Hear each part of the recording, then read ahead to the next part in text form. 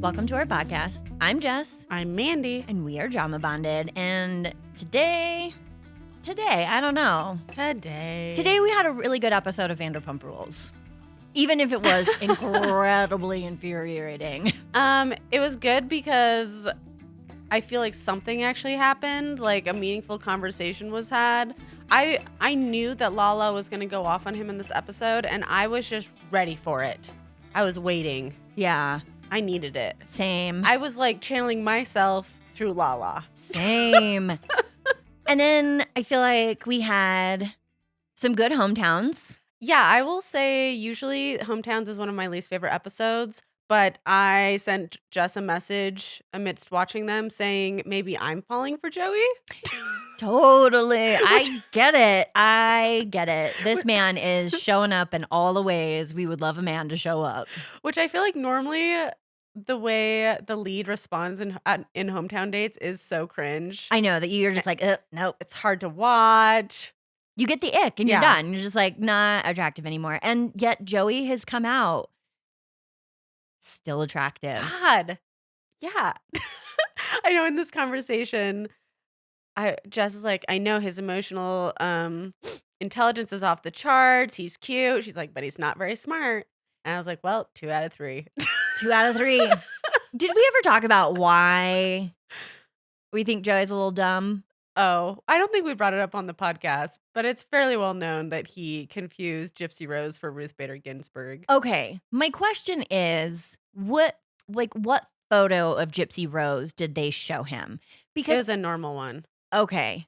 So it wasn't like one with her wearing the really big glasses? I don't think so. Because for a moment after we had that exchange, I'm like, maybe Joey isn't that dumb. Because like, if you're like trying to give him the I'm trying. But yeah, it kind of sounds like our guy is not the brightest crayon. And that's okay. You don't have to have a high EQ and IQ. We just, 2 or 3 is good. Yeah. We'll take it. I mean, most people aren't 3 out of 3. It's true. And that's okay. I would probably fall in the less smart category if I had to pick. Or I'm ugly.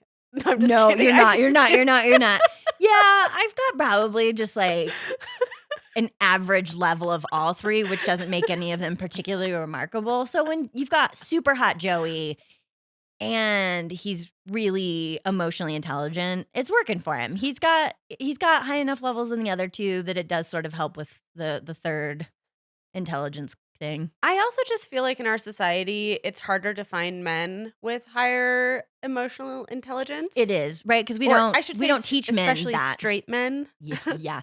Yes. Good qualifier. So I don't know. It's just really refreshing, and it feels like I know a piece of it is performative because he is playing the role of the Bachelor, but it also feels very believable and genuine. Well, I think sometimes, and correct me if I'm wrong, I know that you're our show historian, but my hypothesis here is that like Joey also isn't cracking when things get tough. And it seems like other bachelors have. And we've sort of been able to see a little window into maybe who they are outside of the Bachelor. Whereas Joey has seemingly remained like very consistent, even in the face of like, taking some shit on. And that, I think, adds to the genuineness of it and makes it feel like it isn't as much of a performance as it is. I think that is true. Or not as it is, but, it's not a performance exclusively. I think that is true. He did say in an interview that I shared that he hasn't really watched the show. So I do think people come on the show as fans and they know how the show works and how to perform in certain situations. Yeah. So he's not doing that. He was on Charity Season, which does prep him somewhat. I think the only time we've seen him like partially crack is when Maria was about to leave and he started kind of like visibly shutting down. I think that is probably a way that Joey responds to things outside of The Bachelor. Yeah. But that was the only thing I can really name thus far. Yeah. And I mean, to be fair, that guy had been pushed. Oh, yeah. Not necessarily by just Maria, but sort of everybody and everything. It was just like, that was a limit for sure. So, and I was kind of glad we saw that because when someone's like handles everything too perfectly. It's hard to believe that we actually know anything about Well, him. we ran into this with Rachel, right? In Gabby and Rachel's season of, like, Rachel just so adamant about being the perfect bachelorette and everything sort of centering around that, that it was very hard, I think, for people to root for her or to really like or trust her. Well, what was the comparison that bachelorettes are either like cowgirls or the first lady? Yes, and she tried so hard to be first lady. Yeah, and I think that there was a lot of things at play here. I think it really did Rachel a disservice that she was paired with Gabby as a lead, but it was hard to watch because I definitely think we saw Rachel lose kind of her identity in that Yeah. process, um, which was not great television for us. No, it wasn't, and I think that is, like, in comparison, what is making this season so good is Yes, Joey is a really likable guy. You're rooting for him. I'm rooting for I him. am. I'm rooting for. Absolutely, and for I'm us a, to be past hometowns and we're like, "Okay, Joey." I'm a little concerned about how this all ends. I know. I know. Ooh. Well, should we move to our candy review for the week? Yes, Jess picked a banger. Oh, yeah. You introduced me to these. I did. Candy reviews with Andy and Jess. Sorry for the crackling things. They're Tootsie Roll eggs. So it's just a Tootsie Roll, but they're individually wrapped and it has a little candy coated shell on the outside. You can buy them unindividually Oh, you wrapped. can? I found those at Harmon's and I just didn't buy them at the time. And then when I was at Smith's, all they had was individually wrapped, which I think is kind of annoying and wasteful. Don't like that. But man, do I love Tootsie Rolls. And then you put a little candy shell on the outside of Yeah. it. Tootsie Rolls on crack. Yeah, they're great. Tootsie Rolls is one of my favorite candies. When I lived alone and I bought one bag of candy for trick or treaters, I just bought Tootsie Rolls because that's what I wanted to eat. I love that and respect that. I also really love Tootsie Rolls. I think that is a superior candy But I will say, though the wrappers are wasteful, when I have to individually unwrap something, I'm like more mindful of how many pieces I'm eating. versus just like perpetually reaching into the bag. Yeah, Like an unlimited access to Tootsie Roll eggs. it's true. That's a good point. Yeah, but man, they're so good. So if you find them, and I actually will say, you can buy Tootsie Rolls with a hard shell on them at Harmon's all year Oh round. yeah, I've seen those. I do think that it's kind of like, first of all, Easter candy is the best candy season. Fight me, that I just believe it's true. But like a Reese's egg, for some reason the Reese's egg just tastes better than a normal Reese's cup, and I think it's just because the candy proportions are slightly different and Totally. special because you don't have access to it all the time. That's kind of what I think about the Tootsie Roll egg. Right. It's got the right amount of shell to a decent amount of Tootsie Roll in Yeah, the and middle. it's a different shape, different size. Yeah, I agree with that. Yeah. It's a winner. So, get it while you can. Okay. Okay. Oh, no. No. You and I wanted to Yeah. have a little bit of I guess, a more vulnerable conversation, sort of. Okay, Jess and I had this realization. Yeah. So basically, Jess and I engage with social media a fair amount. And by what I mean is like when my friends are posting things, I'm constantly liking, commenting, championing, Same. sending people funny shit.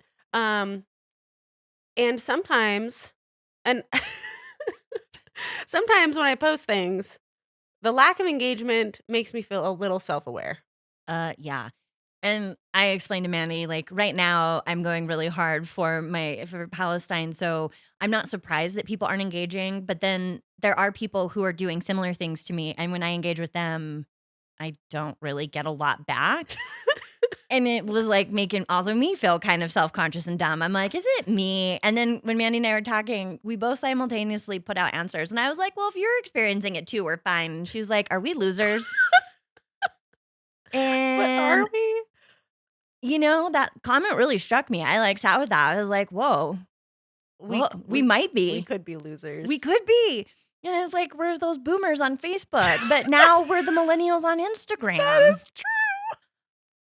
And what is up with everybody? And by social media, we mean exclusively Instagram because we don't Yeah. do the TikTok or X, Twitter, whatever. Um, or Facebook. But what's everybody else doing? Why do you not engage? Or, you know, I don't know what we're doing with the drama bonded social media thing quite yet. I'm trying to just post more consistently because, I want our listeners to feel like we're engaging with them outside of the podcast in some way. And I want it to be a little bit more, I want it to feel like a little bit more of a community. And that's why I'm trying to post like, answer these questions or answer this poll, about the things that we're talking about on the podcast. Cause I'd love to get people's feedback or insights or get to know more about our listeners. Um, and so maybe I'm just asking the wrong questions. I I don't don't know. know. I like your questions. We I also we I answer them. I'm like, I definitely want to tell Mandy what I drink while I'm watching shows. Jess, the last poll that I posted, you and I were the only ones that answered.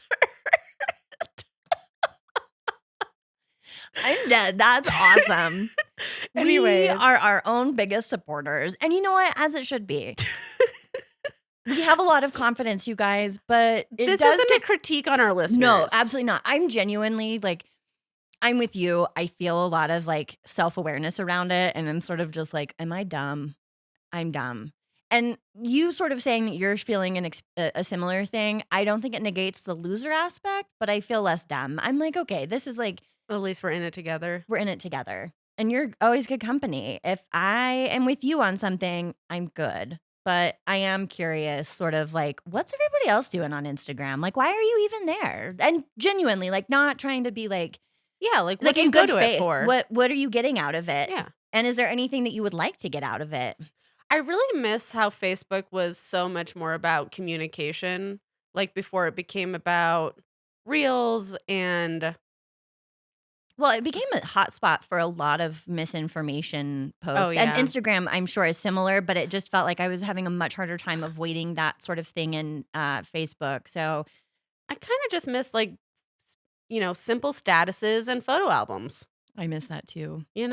Totes. without ads Without ads. and people commenting because they couldn't just like it.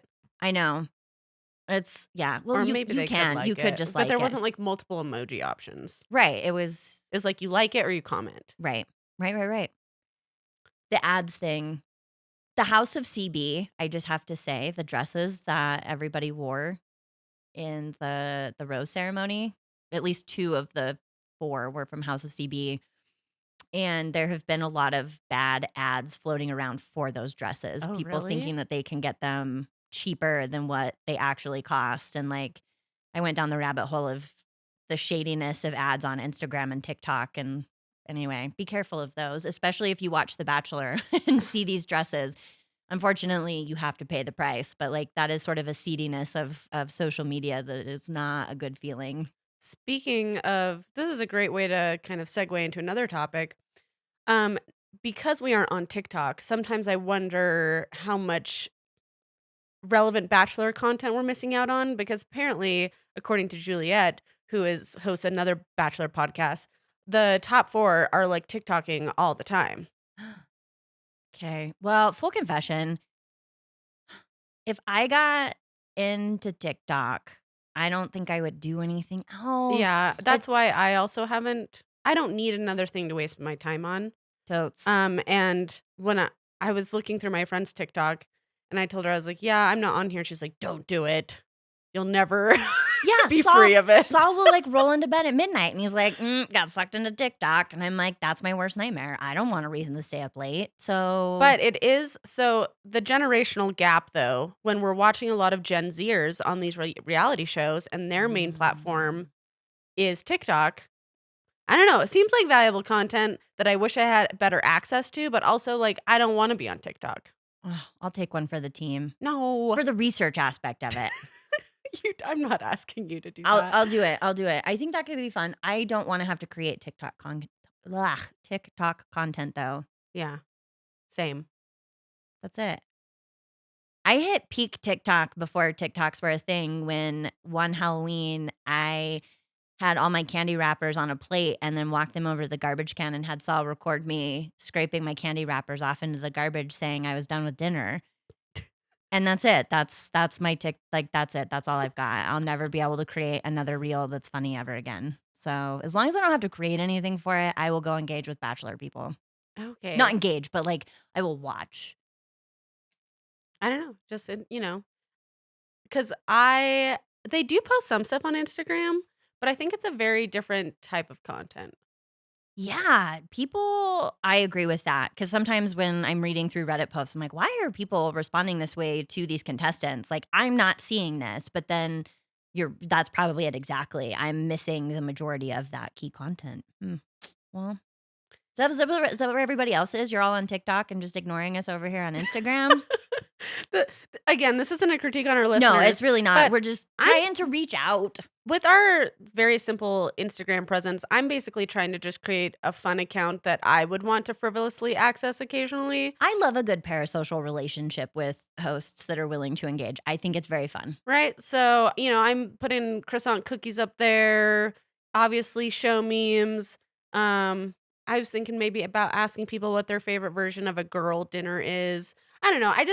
We do talk about more serious topics on the show and we do bring those to Instagram occasionally, but I also want it to be a little bit of like this is kind of where my favorite and worst version of myself goes to hang out sometimes. Totes, I agree with that. I spend a lot of time on Instagram. Yeah, we're in the same boat. All right, should we get back into the scandal of it all? Let's do it. The meditation retreat thing was not good. I was very confused from before it even started. Like when he sat her down and gave her background on his affair and where the friend group is at. I was like, why are you giving her this insight? Yeah. Well, that's it. He gave it to her because he wanted to create something to help worm his way back in. The worm be wormin'. And Yeah, it just felt so awkward. it did, and then I also am just so curious, does she know? Does she watch the show? Is she totally oblivious? Because as we've discussed, not everybody knows about Vanderpump, but, Yeah, like, like the Uber driver. totes. So, is she in that category? I just would really like some background on that, but overall, man, what an awkward So thing overall. everyone's sitting down and Brock comes in late, which does matter later. Dude, He's even got his golf glove on. the way Sheena was mad at him felt so relatable, and she's just, like, trying to hold it together. Brock has no fucks left to give. He's just like, "Yep, I golfed. I'm good. I'm here. Ta-da." Yeah. And Sheena is seething. So Sheena's sitting next to Tom Sandoval, and then Brock is on the other side near Allie and James. Yeah, like, it's literally at, like, the other end of things. And so they do this little breathy thing, and then the meditation guide pairs people up to sit back to back.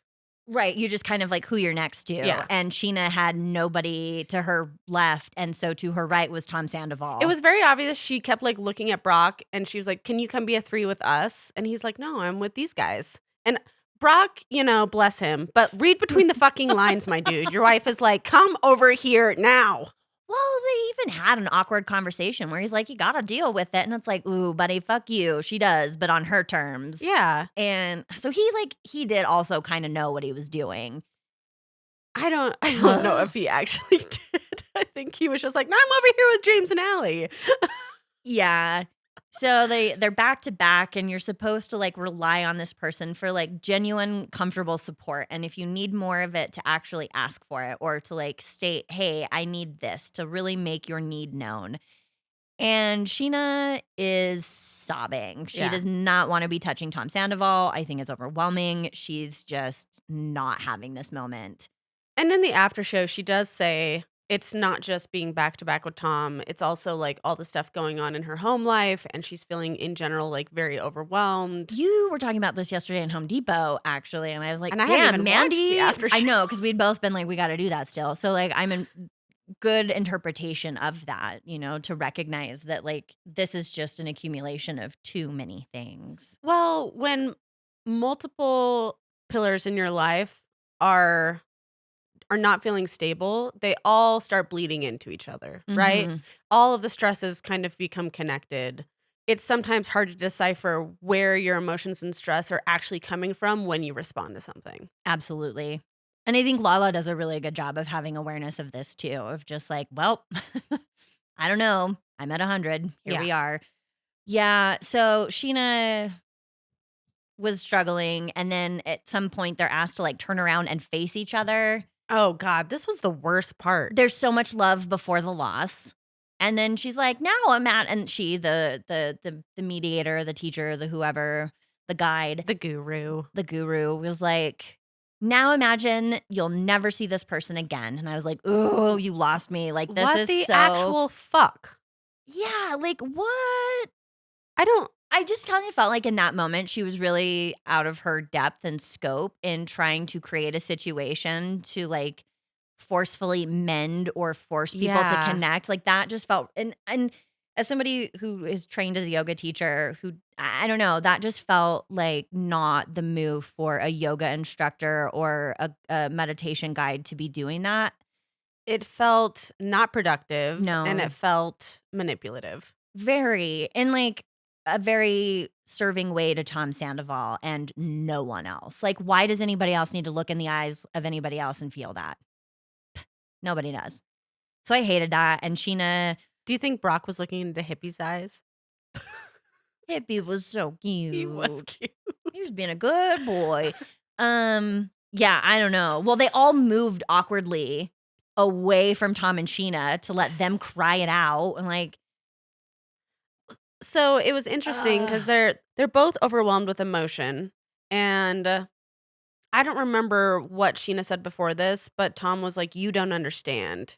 And then Sheena's response was, "I don't think I have to." She asked him what kind of person would do that to Ariana. Oh, okay. And then That's what it Tom was was. like, "You don't understand." I wanted to slap him when he said that. And Yeah, I was so proud of Sheena for being like, "I don't think I have to." yeah, I think that was a really good response. I don't really it's just exhausting every time Tom is given a moment to just take accountability and just simply say that he was wrong and he's sorry, that he always goes back to this narrative of like, you don't understand what it was like. I couldn't have just broken up with Ariana. We weren't trying to be we weren't trying to be malicious. Like he has these one-liners that he keeps in his back pocket.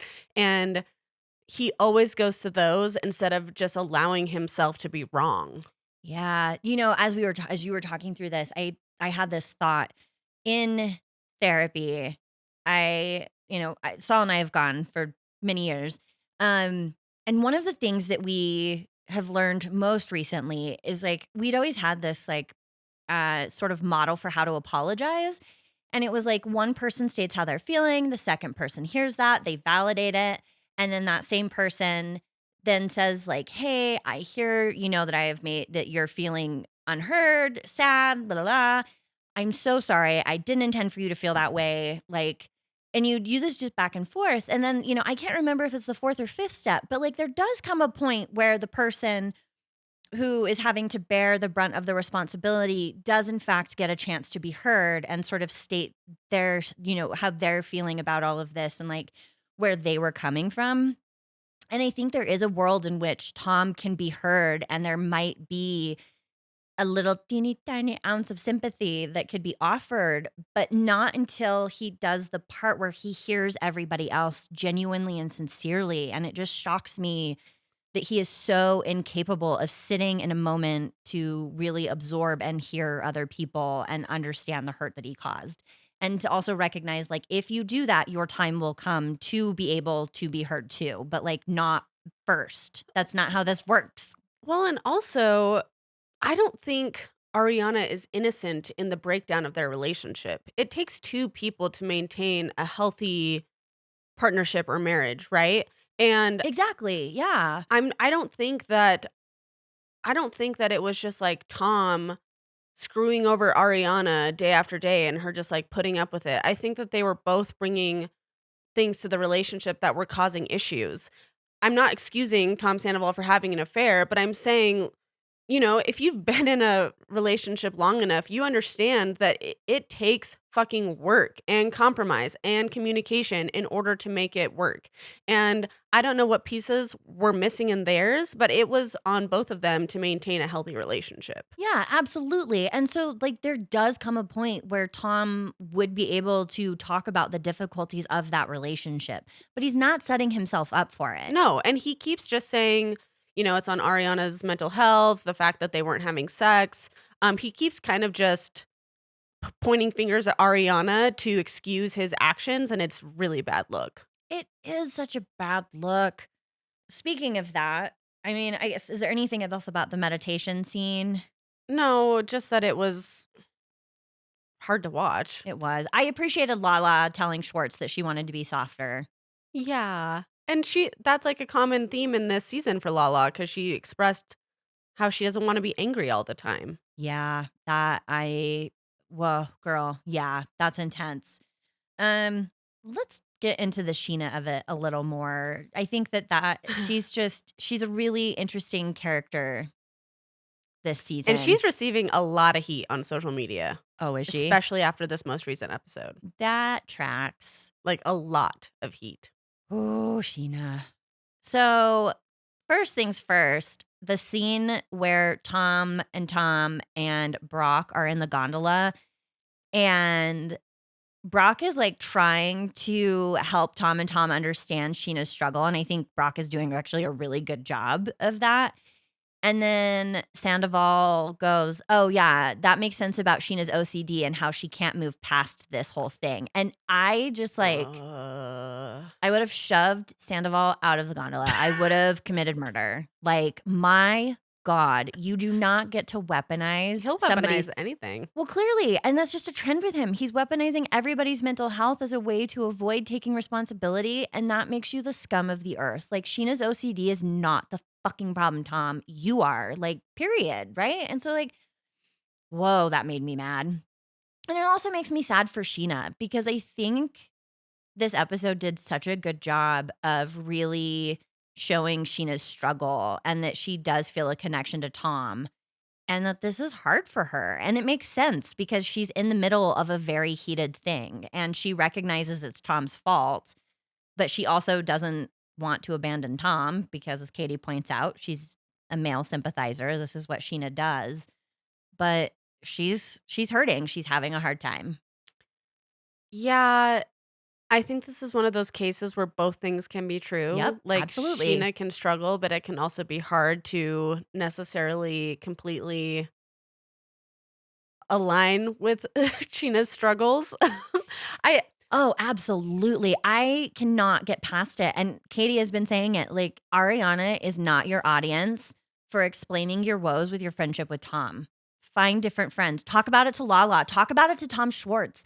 Figure it out with other people, not with Ariana. I I 1,000% think that's true. Unfortunately, I think that you remember earlier in the after show when they were talking about like Queen of the Season. Oh, yeah, yeah, yeah. I feel like Sheena is always kind of in this position with whoever's queen of the season where she's kind of competing for relevancy in a way. Mm. Where she wants to be the one that's seen and heard and right. And I feel like Sheena's always kind of on this little Sheena mission where she is trying to like vindicate herself or be right or get people's approval. Like I feel like Sheena's always kind of fighting for that in a way every season. Yeah, I would agree with And that. so now the world is like, Team Ariana, this stuff blew up. Ariana's getting all of this work. And I think Sheena is feeling competitive with it and threatened by it. And she mentioned she wanted to be on Dancing with the Stars.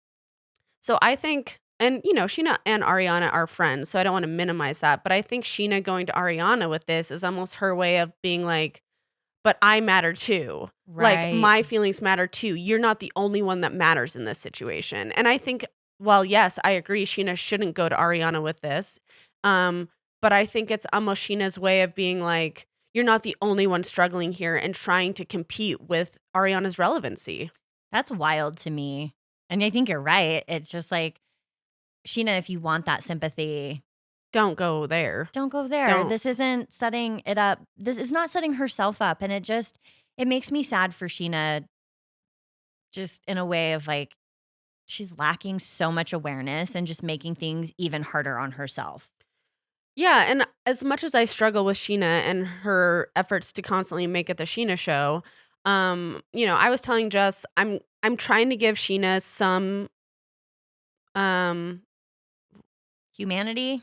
yeah, some humanity. Like the stuff that she's struggling with Brock and with her mom and all of that, like that's fucking real and that's heavy. And being in that place with your spouse and with a baby and with your mom, like God, that's like a lot going on at once. A And lot. like her being diagnosed with OCD and in that constant like mental state. I don't know. I think I don't want to minimize that because I think that that's also contributing to a lot of how Sheena is navigating the Tom Sandoval-ness of it all.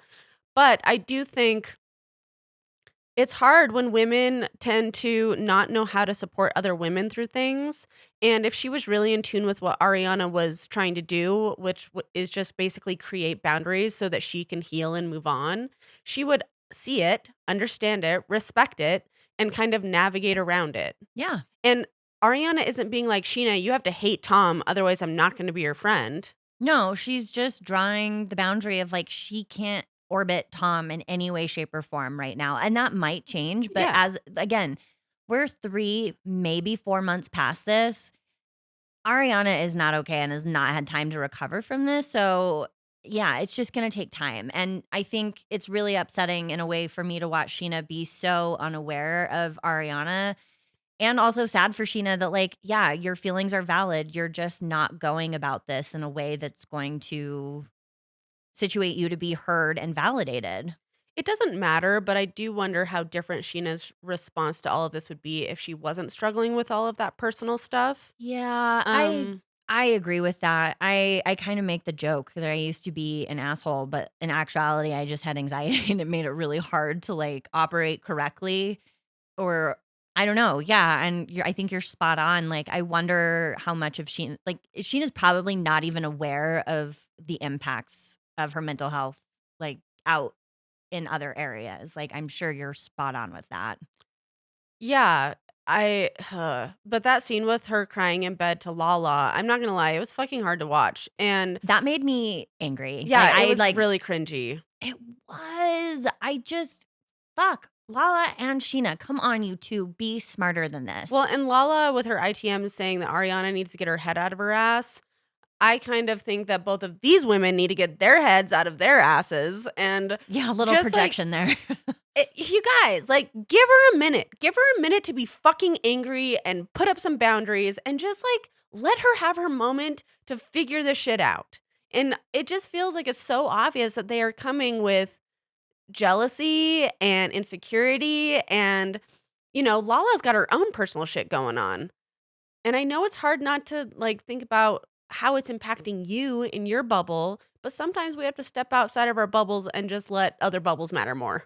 It's true. It's so true. And it really I think this is one of the reasons why I really like reality TV is this gives us a little window into people's values or what they prioritize. And I think we absolutely live in a time where productivity culture, hustle culture, somehow Ariana getting work, making money is like the pinnacle of everything is fine, you're doing good.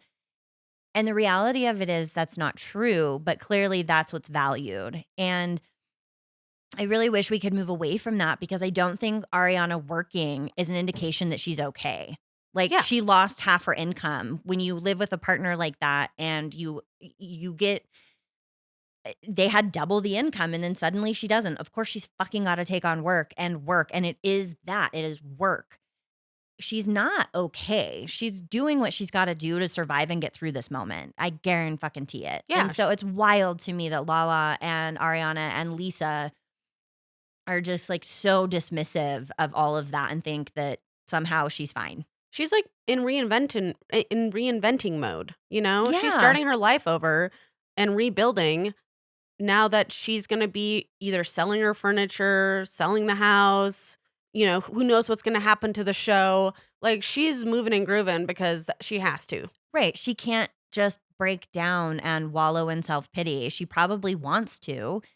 Like, the reality of it is when really hard or traumatic things happen, you get a little bit of time to lose your shit and to not be okay, but the expectation is that you get your shit together enough that you project that you're fine.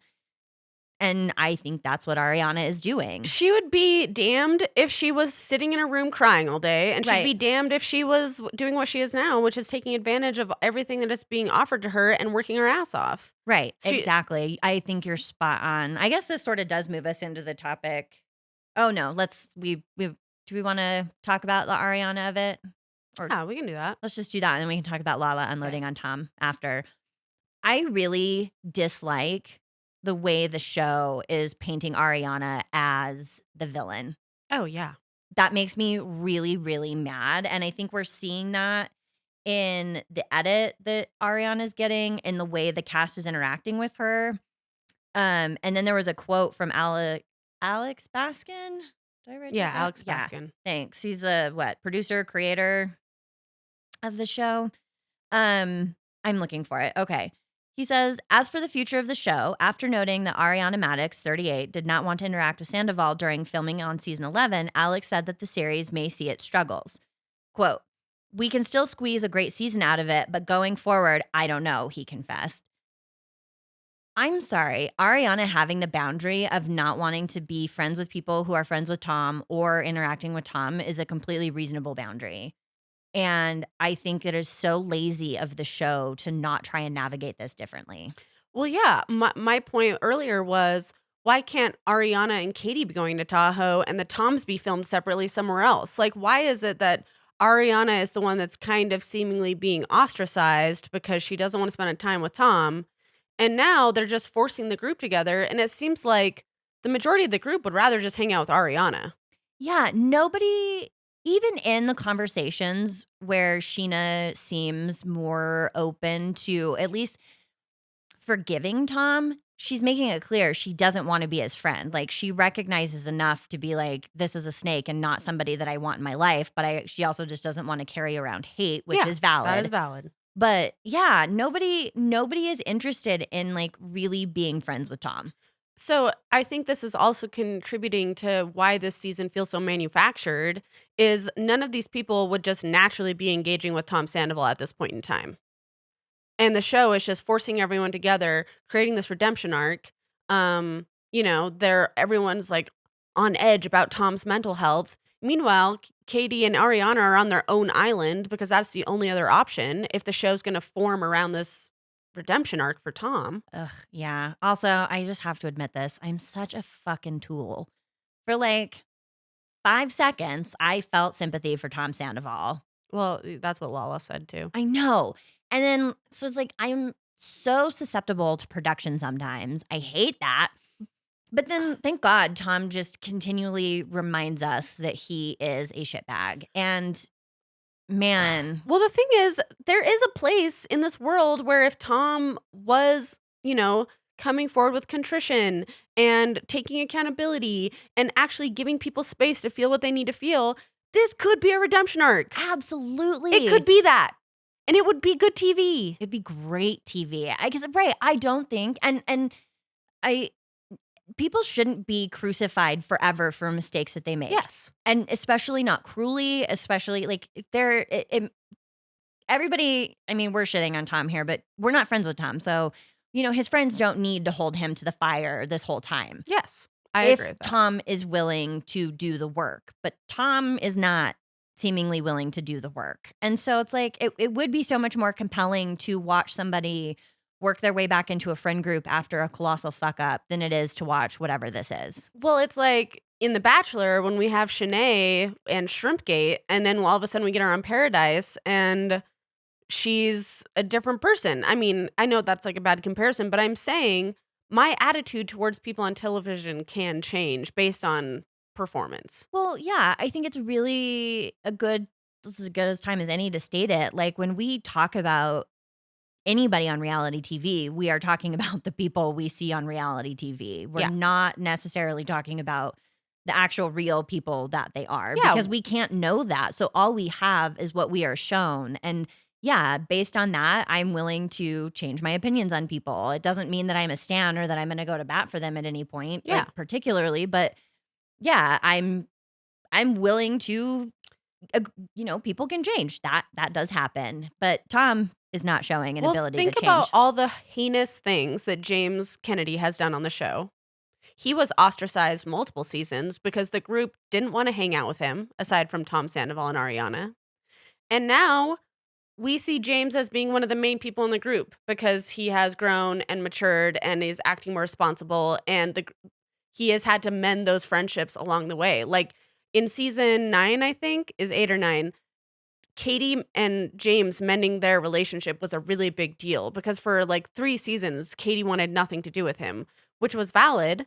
But James eventually, after showing he was capable of growing and taking accountability and being responsible and actually owning up with a apology that actually meant something to Katie, allowed them to move forward. And so Absolutely. I'm saying we've seen these kind of storylines on the show before. It is possible. This this group gets over things. Yeah, they get over major things. Yeah. So, like, yeah, you're right. It's within the realm of possibility, likelihood that they would all manage to fold Tom back in if Tom would do anything differently. So, oh, I don't know. I guess this is a good time to move into The Lala. la of it all. Oh my gosh. I was just waiting for this scene. And you know what? It was interesting because it wasn't like crazy, mindless, angry Lala. It was like very thoughtful Lala initially, where she was just wanting to have like a sit down with Tom and ask him a question about, why she basically just wanted to know like why Tom was bringing it up that she wasn't being forthright or real about what was going on in her life when he was in fact hiding this affair.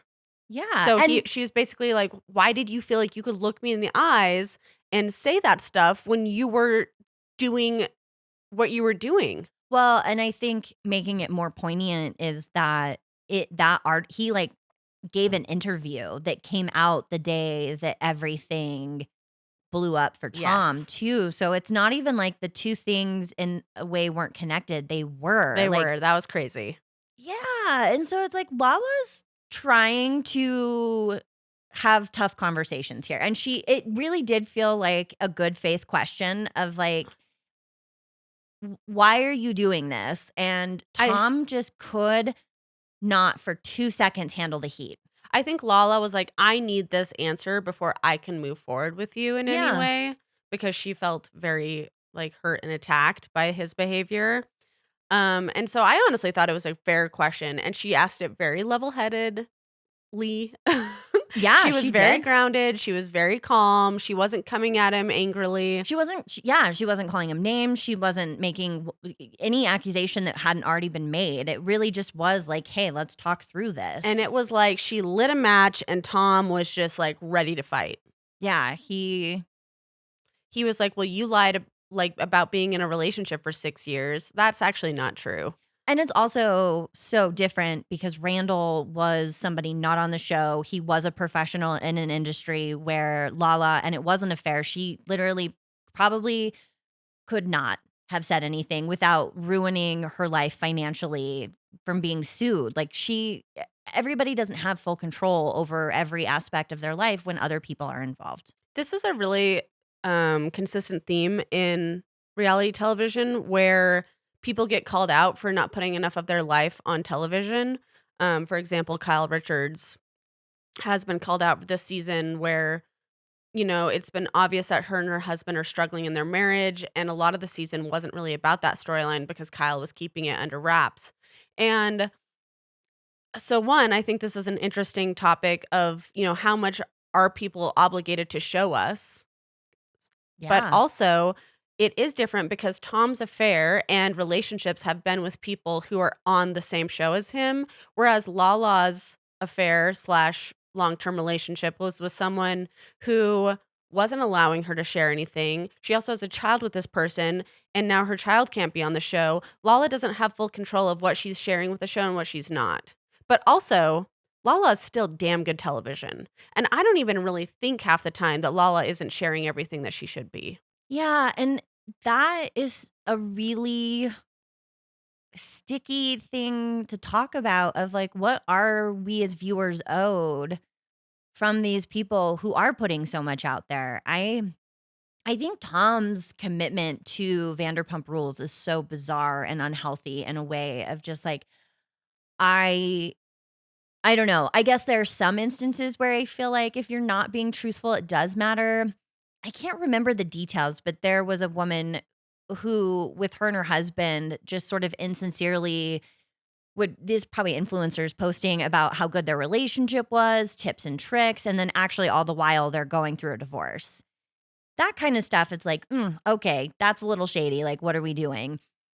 But if it is just so irrelevant to anything that you're putting out and you're not really trying to bamboozle people to make money, what people choose to keep to themselves is perfectly fine and should be allowed. Like, I'm sorry, I don't feel like Lala or anybody owes us everything at But all. Tom's identity is the show. And so Clearly, he projects that expectation onto every cast member. which is wild. That is so fucked up. Like, Tom needs serious help to try to extricate himself from this show because that is not a healthy place to exist. And it's clear it's not healthy because Tom responding to Lala with that rather than having a reasonable conversation to be like, "Yeah, I was a total fucking hypocrite and I'm really sorry about that. I don't even have an excuse for it. I'm just genuinely sorry." Would have gone so far, but Yeah. he could not do that. Yeah, the moment where Lala made the point of saying like I like what has happened was only 4 months ago and I am trying to allow you to evolve. Yet here you are not allowing me to evolve after something that happened 6 years ago. I felt that in my soul. Yeah. I This conversation in its own way was triggering for me and I like, "Damn, Lala. Yes." Yes. Oh my gosh, when she was Whoo. walking around and she's like, "Am I losing my mind? Am I losing my mind?" I was like, I am losing my mind watching this, and Yeah. that your feelings are totally valid. Like hearing his responses to you just trying to give him a place to own his shit and connect with you in a human way, and I don't know. I was like, Yeah, she was trying to give him inroads and he just refused. He was like burning that bridge before the bridge could even be built. Like, I also damn, dude. I also don't understand how Sheena getting involved made him understand it better. I felt like everything Lala said made perfect sense. I just think that Sandoval doesn't like Lala And can't hear her. and can't hear her, already doesn't want to hear her, and is immediately defensive with her, Yeah, which that's kind of been their history of their relationship. it is. And that does happen, I know. But like some of this is really bothersome to me too, in that I know I will sit here and say Tom is dumb till I'm blue in the face. And I think he is. But there are also parts of me that think that he's not as dumb as he's pretending to be. And this was one of those moments where it was just like Tom really thought he had an opportunity to weaponize Lala's past behavior and to maybe garner some sympathy or to kind of like worm back in with everybody with Lala's anger. And it backfired, and he had no choice but to like back down and hear her or like understand Sheena so that he could understand Lala, where I think he could understand Lala. He just didn't want to and didn't think he would have to because in the after show, one of the things that Lala said is that she's always sort of had to stand her own ground when it comes to fights, especially with Tom or other people. And so it was a little bit of a rarity for Sheena to jump in. And I think Tom was not prepared for that. Both Tom and Lala have a history of being like very reactive. Yeah. And so they have gotten into it a lot. So I think that kind of sets an unhealthy foundation for any communication between them because it's already kind of spicy. But Whew. Yeah. on Nick Vile's podcast, Tom Schwartz did say that Tom Sandoval has a problem with whataboutism, where Hmm. like instead of just like listening, his immediate response is, "Well, what about?" Right. And again, it's not about being right. It's just about hearing a human being in a moment, It's and always about being right to Tom Sandoval. fuck, that's so annoying. I can't with that. I fully understood Lala's rage. There was a scene I'm watching the season where they're working on Schwartz and Sandy's, and Schwartz admits that it was him that didn't like the Schwartz and Sandy's name, not Yeah. Katie. And he tells Tom Sandoval, like, you kind of steamrolled me. And Tom's response to that was, I didn't steamroll you. And Tom Schwartz was just like, oh, okay. And then that was the end of the conversation. Yeah. He just steamrolled him Again, again. I know Tom just is incapable. I really do feel like Tom Sandoval has some very narcissistic behavior or just like a huge amount of unawareness of himself. Like there's some shit going on there that's just like hard to watch. So, ugh. I don't know. We'll see. I was just grateful for that raw moment of communication where we actually saw what people were feeling because I was like, I'm over this ick fest of us just pretending like we're all cohabitating and it's fine. Yeah, enough. Like it's obvious nobody really wants to be there. So I don't know, at least the Lala moment felt refreshing in that way. I agree. I was here for it. But I don't know, season still is kind of rough. Ooh. Do we want to move on?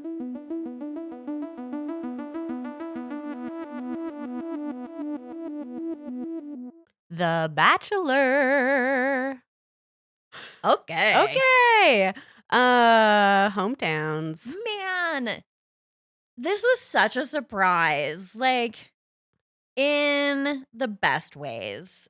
I'm with you. I am not ever happy about hometowns. I feel like it's cringy, it's terrible. I hate defensive dads. I am tired of people attacking the lead. And like that didn't happen. Yeah, I think it all went fine. I do think, a lot of the parents seemed very, what do I want to say? They definitely wanted to talk to Joey about how they knew other women were there, which is, I, I get bored because, every season the hometown's the same situation. And I know to the families, it's like, my daughter is in love with you, but do you love her because you have other women? And we have to see that over and over and over again. I just get tired of that song and dance because, like, the lead can't tell you it's your daughter. They can't. No, so you're taking it out on the wrong people. And I do think it's a wrong placement of feelings. Like if you're feeling this way, you need to be grilling your kid about this Yeah, shit. exactly. Tell your daughter or your son, like, hey, this is wild. What the fuck you doing? Because there are other people and you're just putting your heart out there for what?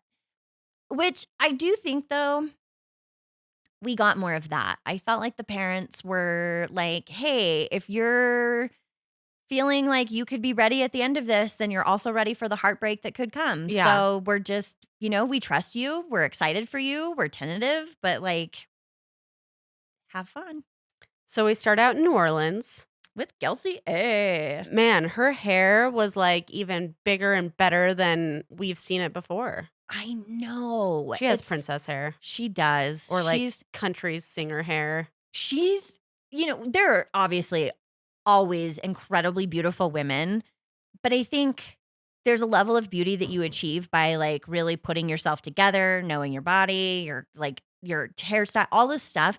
And yet Kelsey with like her wild mane, her fashion that's really white simple, but like jumpsuit. is just very her. She is just so naturally really beautiful. And it's like effortlessly in a way. It's I also think we got to see more of Kelsey's personality in this episode than we have before. yeah. And I'm convinced that Kelsey is probably the most normal.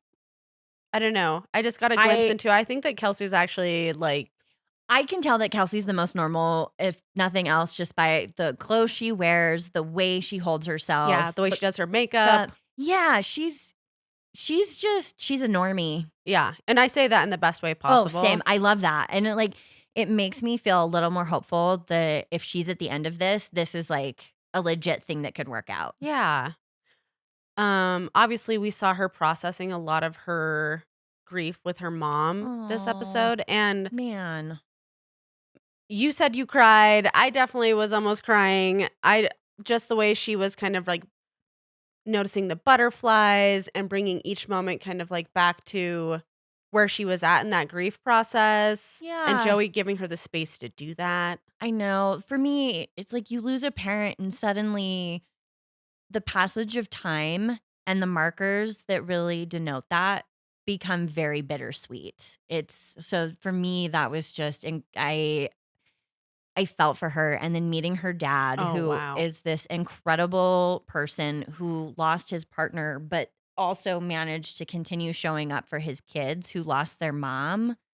Wow. I thought Like that moment between Kelsey and her dad where she gave him all that credit I was know. just really That beautiful. was so tender. I That's what got me. That really just that moment between them of just like two people who have so much love for one another. Ugh, man. What a good moment and it's so fun to see that. Like that's TV I really enjoy watching. I want to see those sweet things. So, I'm glad I got it. Yeah. Um I like that her nickname is Birdie. So Yeah. cute. Her family was great. I don't know. There's really not, like, a ton, I guess, to have to say about it. So she has more siblings and we just met 2, right? Mhm. Yeah, her sister and, who else did we meet in her Was it just her sister? I thought she had a sister or brother there as well. her sister was there. I tried to Yeah, write down everybody's name, and I end up not that's doing all it in a right. very good organized But she way. comes from a family of 5 siblings, yeah? Yeah, there's a lot of Yeah. kids. The photo album was really sweet too. I thought that that was I normally am like, "Oh, okay, photo albums, we're over it." But that one was kind of genuine and I was just like, I understand the need for that. Yeah. Like that Joey can't meet her mom, but they can like still include her through photos and memories that they have. And I thought that was really sweet and a good job. Mhm. So, I could see Joey in New Orleans. me too. Yeah. Anything else about her hometown? Nope. Cool. So we move on to Rancho Cucamonga, California for Rachel. Yeah, so I guess they did have a day date and it got edited out. I think production just really doesn't want us to care about Rachel. That makes me mad. I I can't tell if that's like racism, if that's that they don't have chemistry, maybe it's a little bit of everything, but like I want more Rachel. What are we doing? I guess, like, on the other side, I was wondering if they felt like Rachel's family barbecue thing was, like, more substantial than the other dinners, and so they wanted to give that More more time. time, which it was. I mean, it was so cool to see, like, the big family get together and Joey participate in some of the family's, like, culture and traditions. Yeah, and the way that he just without hesitation ate the pig's ear was Oh, all yeah. about it. And like, That was yes, really cute. this is how you do this. You Joey. This was Leaning in. yeah, so cool. And the dance was really fun. And It is hard to, like, I don't know. I think that they should have shown some of the day date. I think they should have too, especially because like clearly we're just I feel like in actuality, and this is just my maybe hot take, I think they probably do have chemistry and we're just not seeing it. Yeah. I think the show is just limiting what we're getting, and I hate that because we don't see a lot of women of color getting this far in the show. It would have been nice to see more of that. I don't know. I'm bummed. Yeah, because then we're here like, how the hell is Rachel in the top 3? And maybe it makes a lot of sense she's in the top 3 and we just aren't seeing enough of their relationship. Right. It's that sucks. Give us everything. Come on. We didn't need a ton of her nephew playing whatever. We didn't need there was a lot of filler too, I think. Yeah. So we could have done without the filler. Um I honestly for a moment thought maybe Rachel was going to back out the way that her parents were talking to her and just being like, "Are you sure? Is this really what you want? Like are you going to choose Joey?"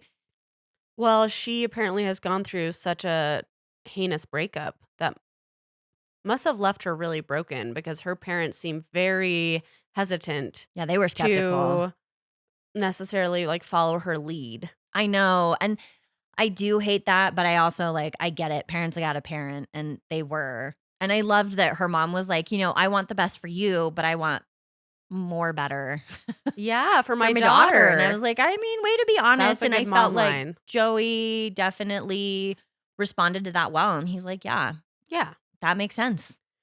So, one thing that I thought was interesting is during Joey's conversation with the dad when he says, hypothetically, if it's your daughter at the end, can I have your blessing?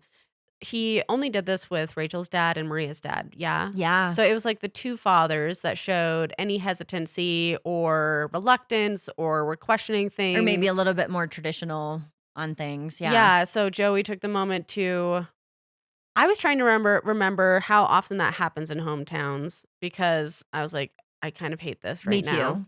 too. I also think from the dad's perspective, it's like you shouldn't be asking for my permission unless she's the one because otherwise it seems like it's kind of disrespectful. Yes, it's performative. Yeah, I was a little unimpressed that Joey did it. I understand the reaction and why he did, but I wish he hadn't. I really hate that. Don't ask for permission. Like, I'm sorry, it's not up to anybody. Like, women don't need their father's blessing. We have our own bank accounts. We can make our own decisions. Fuck off with that. And if like traditionally that is important to the daughter and the dad, call him before you ask the daughter. Yeah, let her communicate that that's an important thing. I just really disliked that part and I also if I was the dad, I'd be like, I don't know. Like I don't know if you're picking her, so why should I say She yes? has my number. Was Yeah, the best that was the line. best. I was like, "Yeah, dad. There we go." Hakeem, I was like, that's how we do this. Yeah. So, that was cool, but ugh. It was still sweet. It was good to see Rachel's family. I like them. I didn't know Rachel had a big tattoo on her back. Oh, you didn't? Oh, I'm yeah. I'm clearly oblivious, but that's beautiful. Yeah, it's beautiful.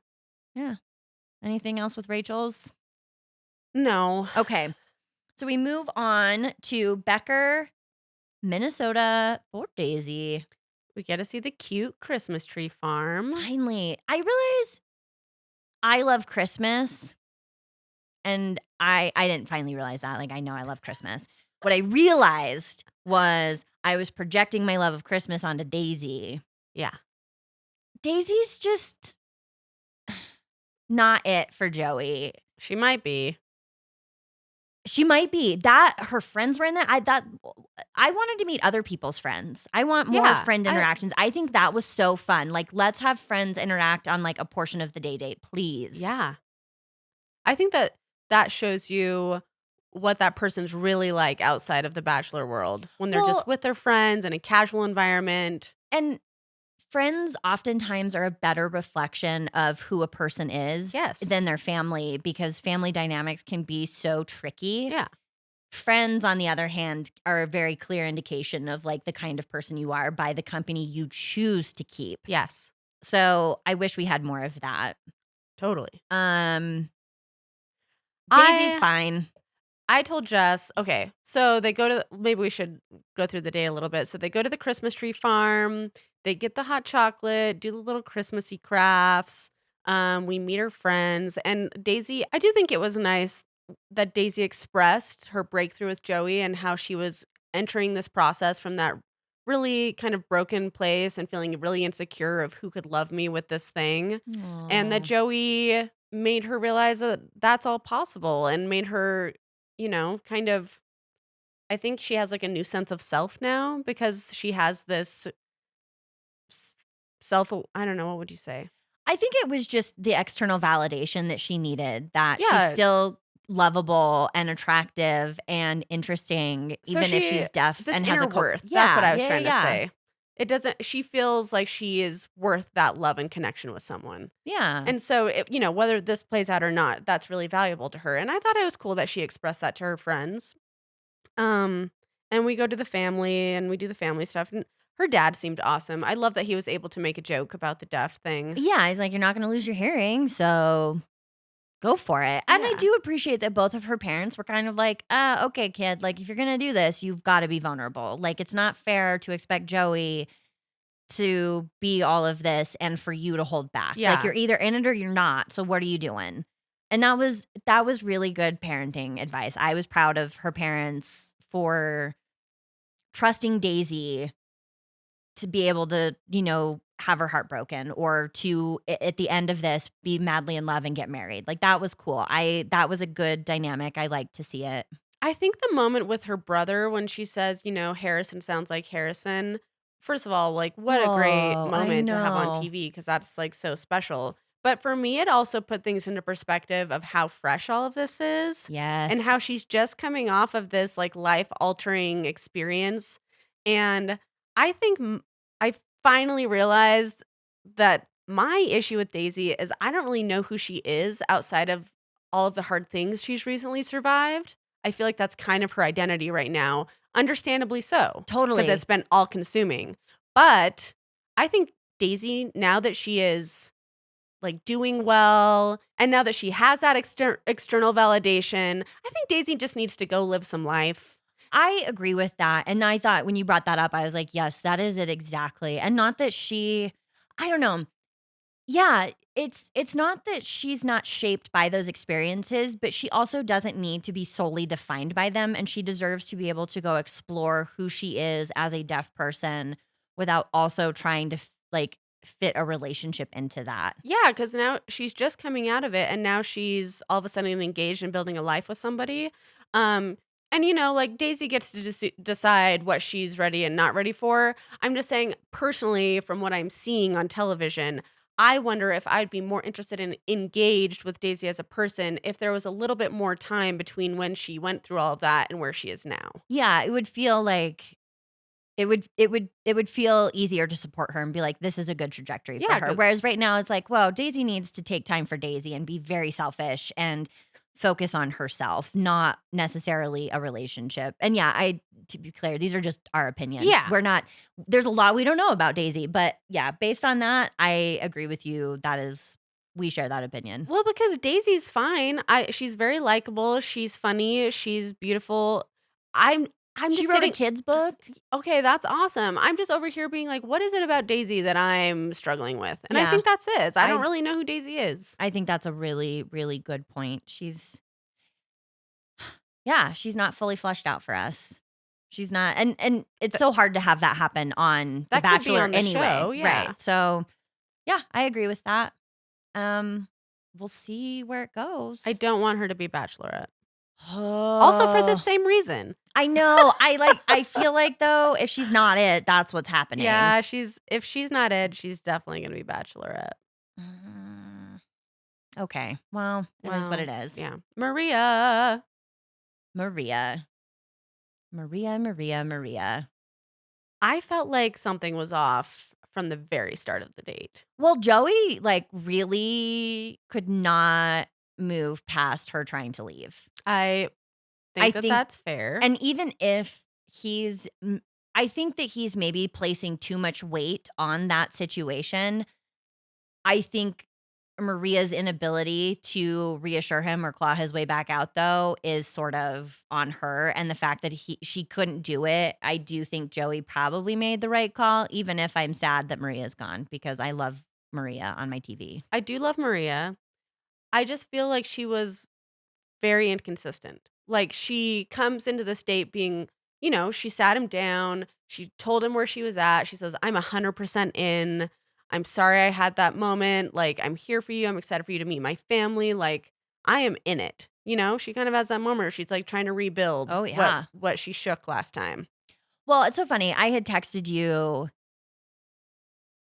after we got into I gotten into the Maria visit, everything was going well, and I'm like, "Ah, all these visits are great."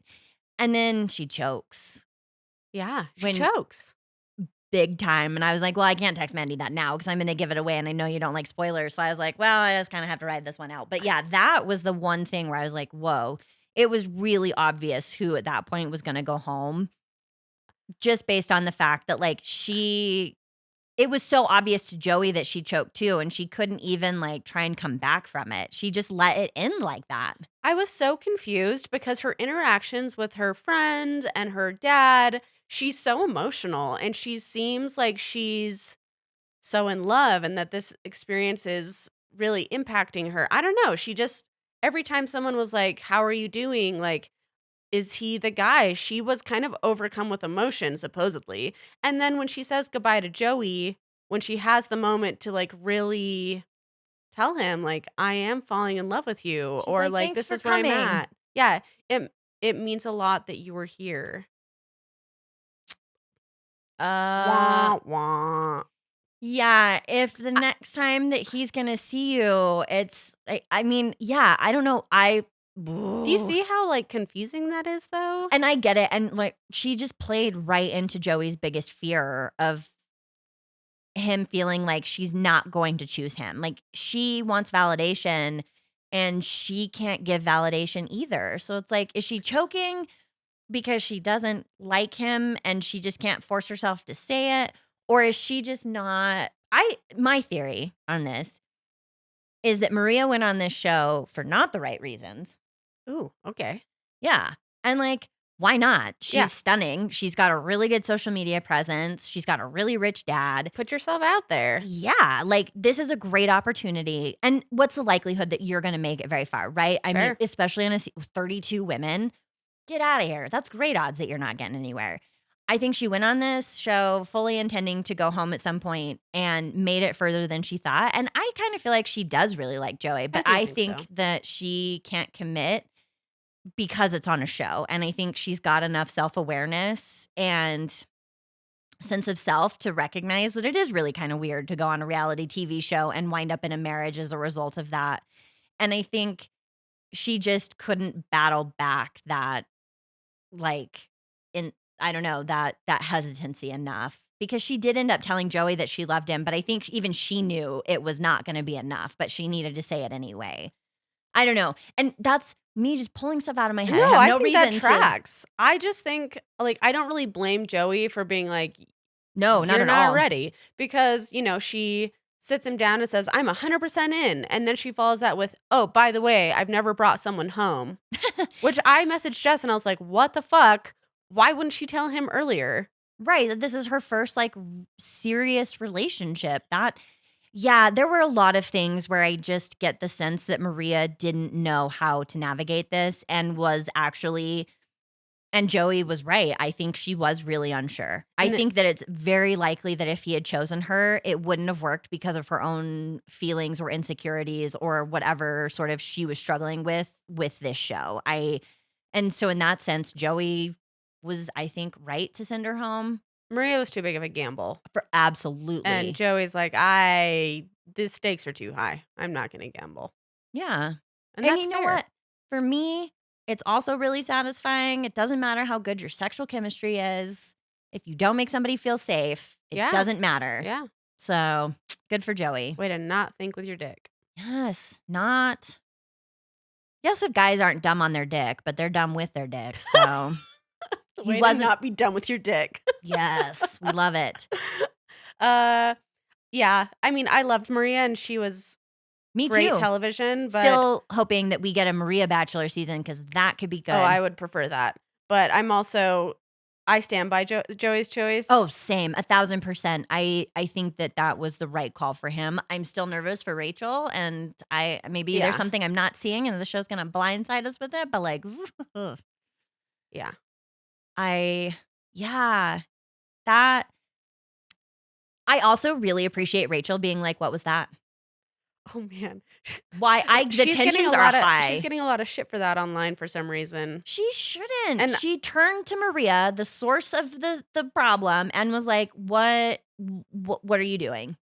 I know. And the thing is I don't think Maria owed her an answer, but I also totally understand Rachel being like, what was that? Everyone's like, there's high tension. Emotions are They've already had to wait so long to get to this moment. emotions and are high. This bitch is just gonna pull him? What? I understand why Maria did it. I understand why Rachel is frustrated by it. I understand both sides of it. And I think that was totally fine. And also, if anybody's going to appreciate somebody being a straight shooter, it's Maria. Like, Rachel did exactly the right thing. Go to the source. Everyone was thinking it. Rachel just said it out loud. Yeah, props. I love a and person- Kelsey were like, oh, that's fine. It happens. They were like, what the fuck too? Oh, they absolutely were. Everybody was side-eyeing that decision. So props to Rachel. I don't think she should be getting shit for that. That makes me mad. So Fantasy Suites in Mexico when is the women tell all? It feels like it should be happening. Oh. Have they not advertised that? No, because you're right. Next week, all we saw was, so maybe, they do this to us. It's going to be the Fantasy Suites, and then they'll make us do the women tell all. Oh, usually I think women tell all is earlier, but Okay. I don't know. I mean, I'm not sad because it's always, with the exception of the Golden Bachelor, my least favorite episode. Oh, yeah, for sure. And like when we weren't podcasting for charity season because of everything going on with the writer's strike, and boycotting ABC, it was really nice to not have to watch it. I watched it. Oh, did you? What'd you think? It was fine. Oh, yeah. I mean, I never really liked that episode, but I don't either. So I'm I watched it for the Braden of it all. Oh, Brayden. That's right, Brayden. Well, I mean, I'm going to watch it this year. This is a fun group of women, though. I am genuinely curious how this will all shake out with Leah, And Sydney Leia, and Sydney, and Maria. and Maria, and Medina. Yeah. And there's some stuff I want to see hashed out, maybe, but I don't know. Then I also think back to Clayton's tell-all and Genevieve and Shanae and how everybody was like screaming at Shanae that she looked like she was wearing a diaper and how disappointing that was. Like, I also hate watching women be, A mob. yeah, and just sort of like the most reduced down version of catty women that you could be. Like, we don't need that. Well, I'm interested to see what happens because usually they kind of start talking about paradise on the women tell all or the men tell all. Oh, please let us have paradise. There are some good women from this season don't know that what's gonna deserve happen. beach time. We don't have any great dudes at this point. Yeah, I guess it'll depend on who's going to be the bachelorette. But I mean, they'll bring back some guys from previous things. Unfortunately, Braden is now engaged, so he won't be coming back. But Yeah. He, by the way, some mild tea, because I don't know the answer, but he hinted that there were some couples that were potentially getting back together oh from my Paradise. gosh, yes! And do you know who it is? Who? You know who it is? Oh, it's Avon and Kylie. Yeah, Are they together? that's the couple he was referring to. I don't know if they're back together, but we should look it up. And I told you TikTok probably. So Kylie went on Nick Viall's podcast and told the story of the infidelity and the breakup and all of that. And I told Jess, I was like, she's gonna get back together with him. Because she's still fucking moving to California with him. Yeah, Or, like, but the entire not with him, but the entire podcast, she was like giving him. She's like, yeah, but in his defense, and yeah, but he was. he told me Yeah, he told me after he didn't have he got to. outed. I know she kept like giving him little like. Well, Yeah, especially because but it wasn't this. one woman; it was two women. Get out of town, Kylie. No. He didn't have to tell me about the second one. I was just like, she wants to forgive him so bad. It was so obvious. Yeah. I was worried about that. Part of me was like, oh, maybe Kat and John got back together. I would love that. Me too. That would be way better, but that is probably not it. No. Damn. Kylie. I just hope if she's going to trust him again, that she's really being smart about it. Me too. And like, take the time it takes for him to do the work to show that he's going to do it. Like, because even she said that. She's like, I could get back together with him and then he won't do any of the work. And it's like, ding, ding, ding, ding, ding. But there was also like other Yes. things where he wasn't willing to compromise on like where they lived and Ew, I hated that he called her out for like, oh, you're not really going to move away from your family. And then out of spite, she's like, watch me. I'm like, okay, this is not a healthy dynamic. Yeah, there's a lot of red flags there. cue iffy face. Oh, yeah. There's a side eye on that. Yeah. Ugh. All right. Well, fingers crossed we get paradise. And I think That's kind of that's it. it. Thanks for hanging with us. This feels like this was probably a little bit of a longer one. We had a lot to unpack here. Let in us know Vanderpump. if you're interested in us casually covering the valley. Oh, yeah. We were thinking about just maybe kind of like covering the first few episodes and feeling it out. I also am hesitant to cover it because now apparently Jax and Brittany are separated. Oh, yeah. Brings another point. And Jax it's not a PR stunt. They are No. separated. Jax was rage tweeting about it. Oh God. What did he say? Damn, I should have. Did I save it? Sometimes I do this late at night in bed and then I'm like, I don't, but I did. I texted Saul something last night and I was like, I just need this for tomorrow. Yes, here it is. Nope. Actually, this is other tea.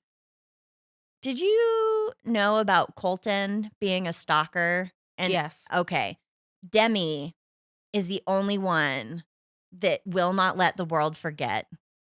And she tweeted last night because I guess he was on some show. She says, Colton singing Home on The Masked Singer because he will find your home address and camp there.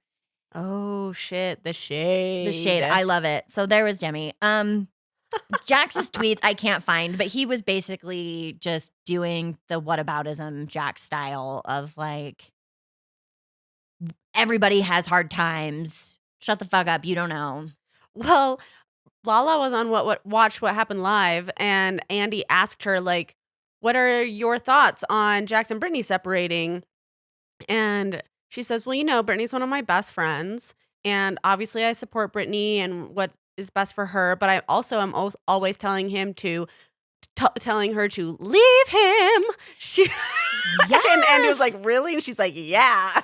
Dude, Jax is like such an asshole unapologetically. Like, it's not a surprise. Brittany is so dumb for being with him, but also she should leave him. Like, Jax is just not it. Ugh.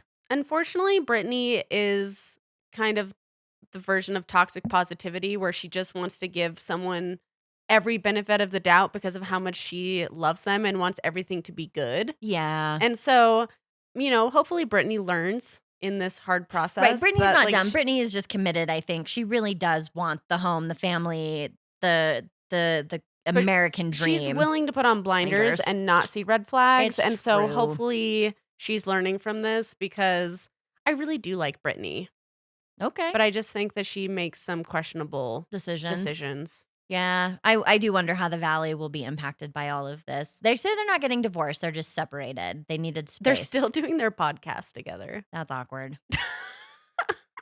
People are wild. I don't understand, but I don't have to. That's the best part of it. They just get to do them, and we get to watch from afar. Anyways, we might casually cover the first few episodes and see if it's something we want to continue covering. We would love to know your thoughts. Absolutely. And with that, thank you so much for listening. If you can review us, rate us, leave us feedback. By the way, thank you, Appy, for the feedback that we got from you.